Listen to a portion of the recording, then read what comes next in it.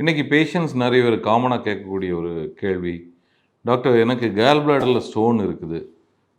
அப்போ நீங்கள் கேல் பிளாடர் அந்த ஸ்டோனை மட்டும் ரிமூவ் பண்ணிடுங்களேன், ஏன் கேல் பிளாடரை ஃபுல்லாக நீங்கள் ரிமூவ் பண்ணுறீங்க? இதனால் எனக்கு பல ப்ராப்ளம்ஸ் வருமே, டைஜஷன் ஆகாது, மோஷன் லூஸாக போகும், இப்படியெல்லாம் சொல்கிறாங்களே, இதெல்லாம் வந்து உண்மையா?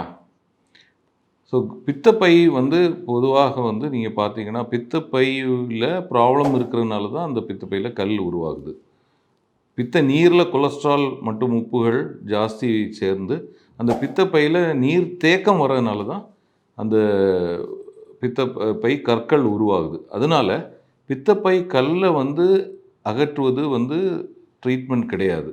ஏன்னா அது உடனே திருப்பி ஃபார்ம் ஆகிட வாய்ப்புகள் இருக்குது.